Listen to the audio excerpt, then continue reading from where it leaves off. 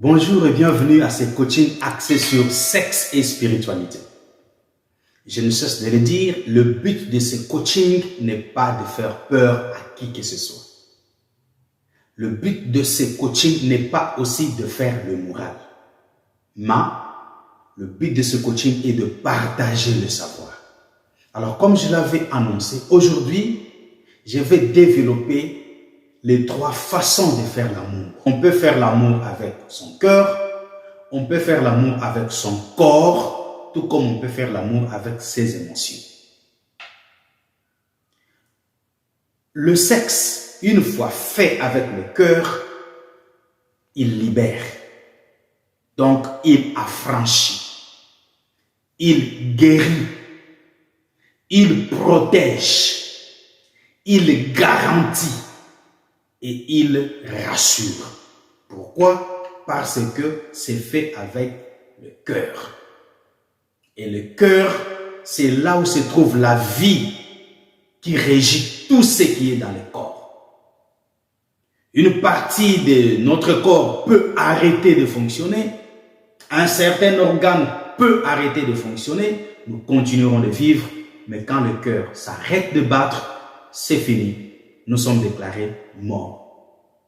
Alors, tout acte sexuel fait avec le cœur, c'est un acte qui est fait avec la vie. C'est un acte qui a comme objectif la libération, l'affranchissement. Disons, un acte qui a pour but la bénédiction. Donc, une fois que vous faites le rapport sexuel avec votre cœur, vous êtes en train d'être affranchi. Vous êtes en train d'être déstressé. Vous êtes en train d'être libéré de tous les fardeaux possibles. Parce que c'est fait avec le cœur. Par contre, un acte sexuel fait avec le corps seulement, ça bloque les énergies spirituelles. Et c'est capable de produire de la répulsion ou du dégoût. Pourquoi? Parce qu'il n'y a une participation ni du cœur, ni d'émotion. Donc ici, c'est tellement gâté parce que il n'y a pas de vie en soi. Il n'y a que de l'envie. Il n'y a que de la pulsion. Il n'y a que de la compulsion. Il n'y a que de la tendance. Il n'y a que de l'appétit.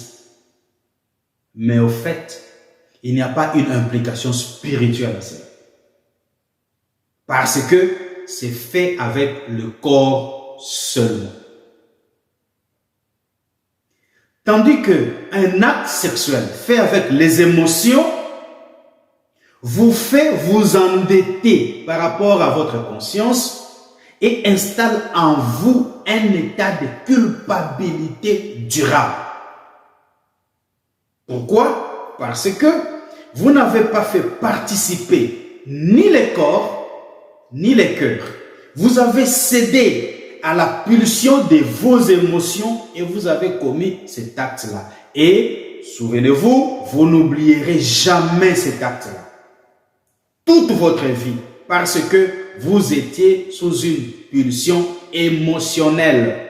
Un acte sexuel fait sans le cœur, sans la participation du cœur, c'est un acte animal parce qu'il manque son sens sacré. C'est le cœur qui donne au sexe son sens sacré. Donc, sans la participation du cœur, sans l'approbation du cœur, sans l'aval du cœur, cet acte n'est qu'un acte animal. Pourquoi? Parce qu'à travers le sexe, on peut facilement hériter des karmas, lesquels sont des malédictions qui sont rattachées au dépôt des énergies négatives des précédents partenaires de la personne avec qui vous êtes en train de faire le sexe. Donc, il y a un dépôt des énergies négatives. Ça s'est fait comme ça. Et si le partenaire précédent avait déposé tellement de trucs négatifs, vous êtes là pour hériter cela. Parce qu'il y a une impression qui s'est faite entre les deux personnes. Il y a échange, il y a transfert. Vous donnez et dans l'entretemps, vous recevez. Et s'il y avait un dépôt du négatif, vous ne faites que hériter du négatif. Voilà pourquoi le sexe doit se revêtir de son sens sacré avec l'aide de la spiritualité. Donc, comprenez par là que tout passage à l'acte sexuel laisse des traces indélébiles. Et ces traces-là affaiblissent vos chakras à travers les dépôts des énergies négatives. Parce que là, c'est un mélange d'énergie.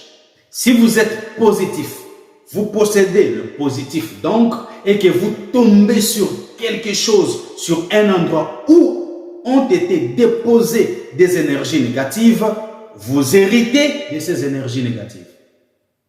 C'est comme ça que ça se fait. Voilà tout pour aujourd'hui. Dans la vidéo qui suivra, je vais parler du pouvoir de la parole pendant la jouissance et j'en parlerai en profondeur. Dans l'entretemps, prenez bien soin de vous. Au revoir.